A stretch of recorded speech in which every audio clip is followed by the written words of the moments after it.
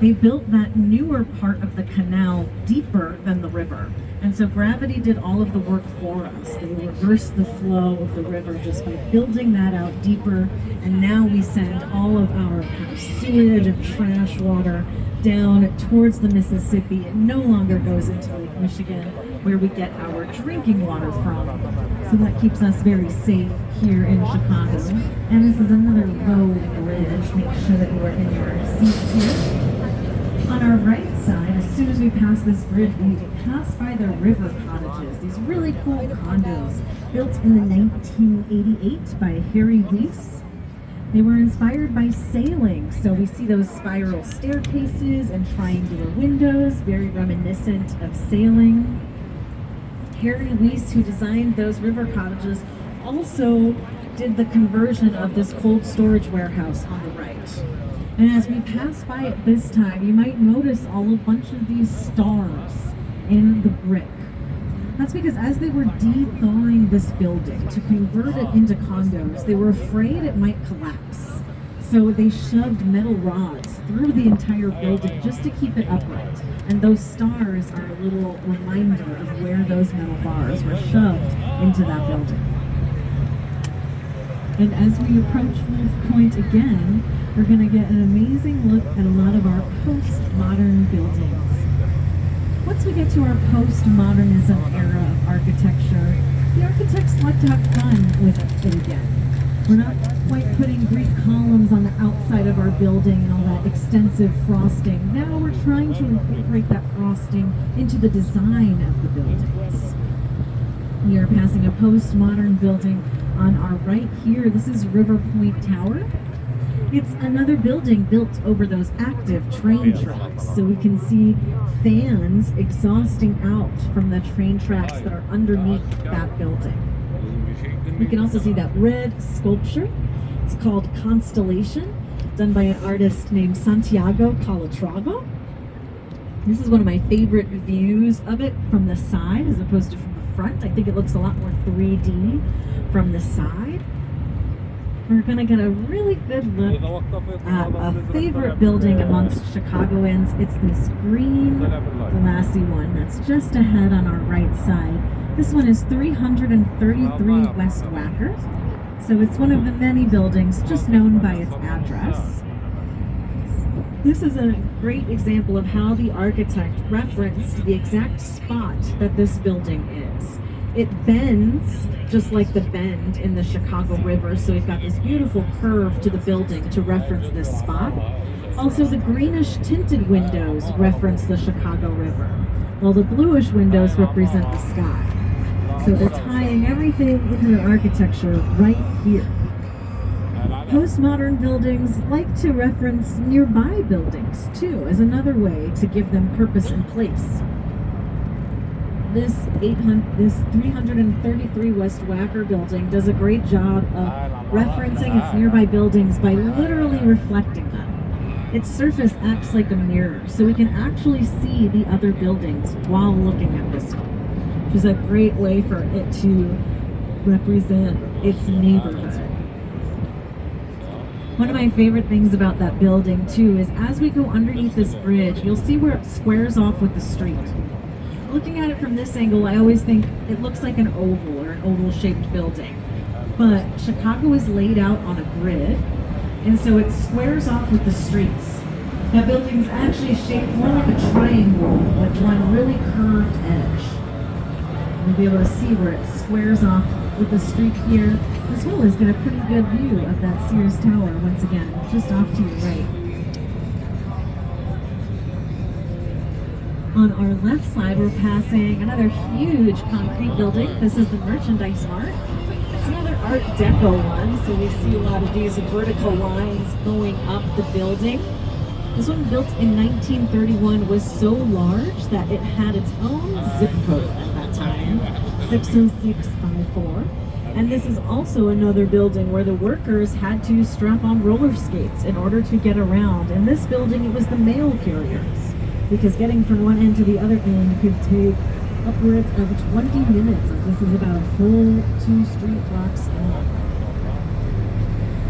We're getting amazing views of our river wall. along the right side. The Riverwalk is a newer part of our downtown in Chicago, and this is a shorter bridge. I'll make sure everyone's in their seat. The Riverwalk completed in 2016, so it's a newer part of our downtown, but a very welcome part of our culture here. There's another L train going over the tracks right behind us there. We're also going to pass the Reed Murdoch Center. Up ahead on our left, that red brick building that's got the clock on the top of it. This is one of the oldest buildings along this stretch of the Chicago River. The Reed Murdoch Center was built in 1913 by Richard Nimmons. And after we pass by this bridge, we'll be able to see how it's changed throughout the years. This building is no longer symmetrical. It was built to be symmetrical, but when they built this LaSalle Street Bridge that we're traveling underneath now, they had to widen the street. And so they actually demolished a whole column of this building. So if you count over from the middle towards the left, you'll count 5 columns, but you'll count 6 over towards the right. And that's because they didn't have to tear down a whole part of the building on the right side.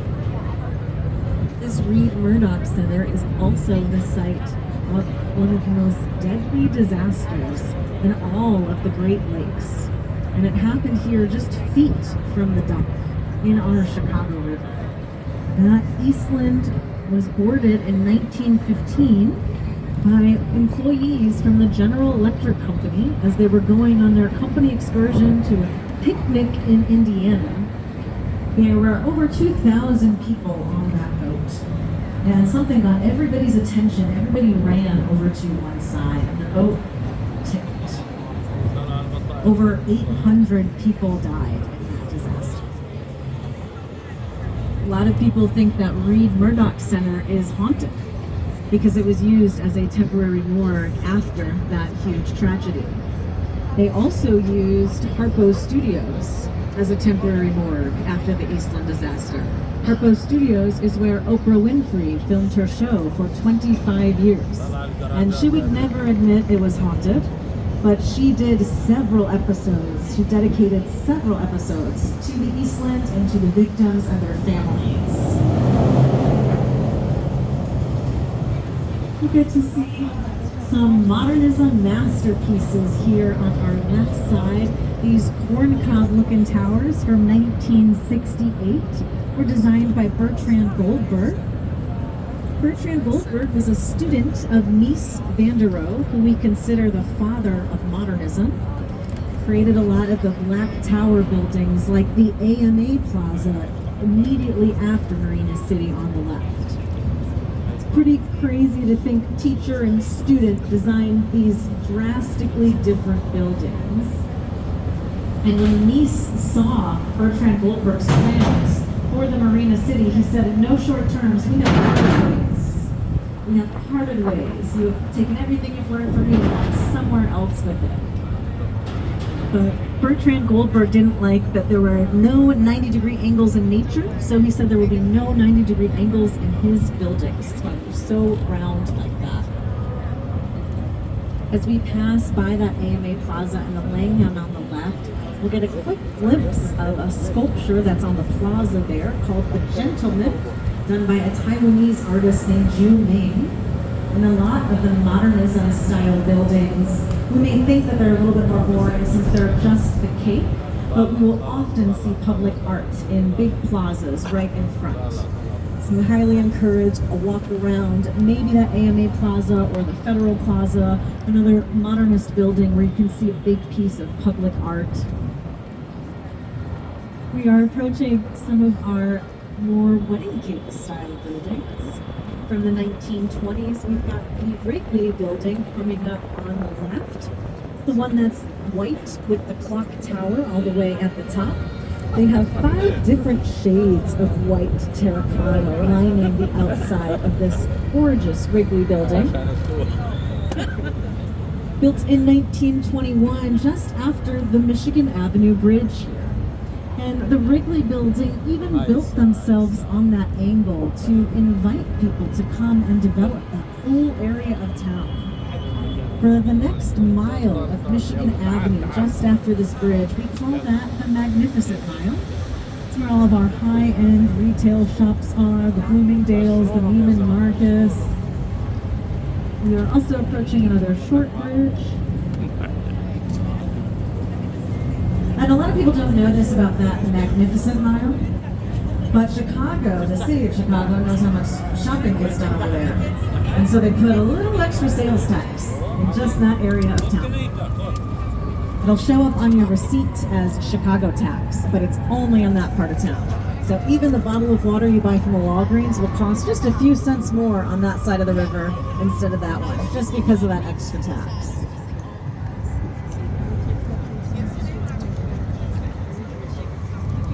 Coming up on our right side, we're going to get a great look at a lot of curvy buildings. First up, we can see Aqua with the white concrete wavy balconies. It's a little bit further inland off to our right side here. The Aqua Tower was built in 2009.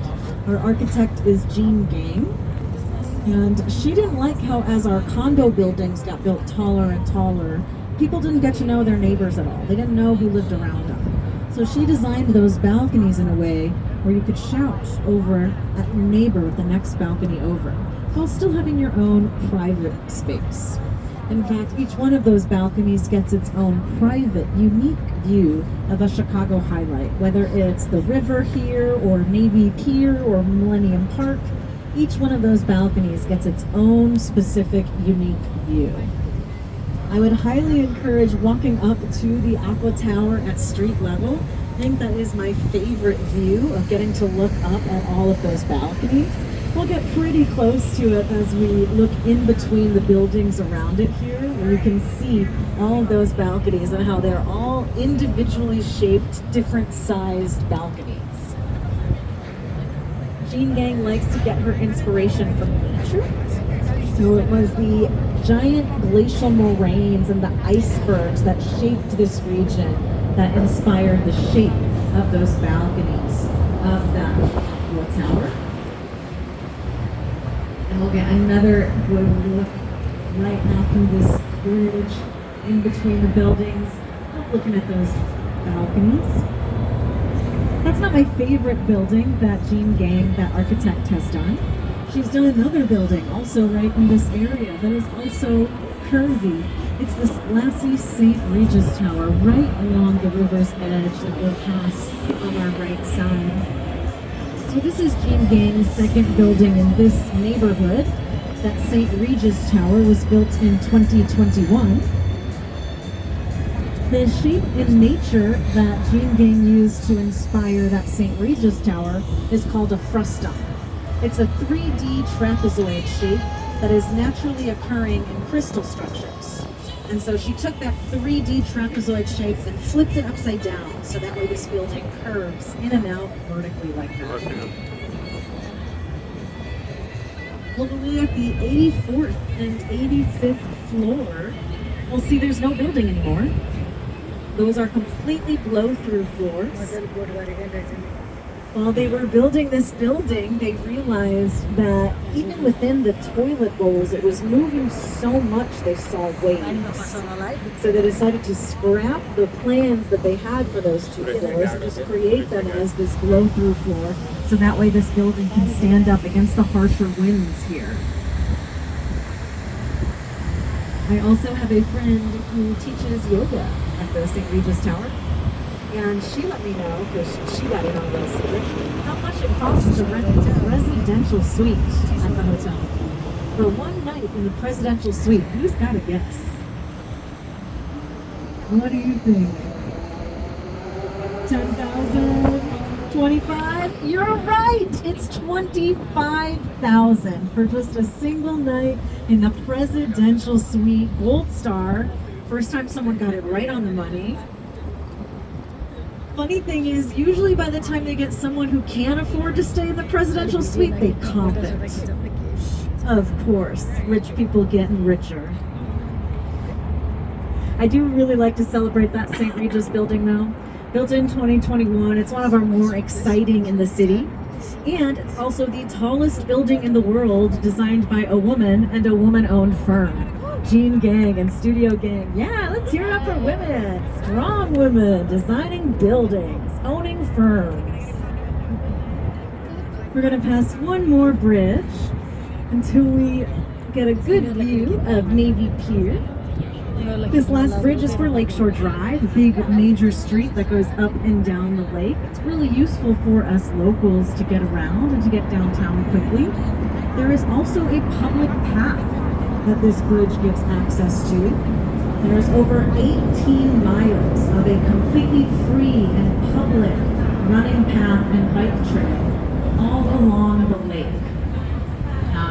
You get to see some of the ramps of that bike trail and that really cool metal bridge. You can even see a biker going down it now. So people can go all the way up and down the lake shore completely uninterrupted, and you don't have to worry about traffic all along that lakeshore path.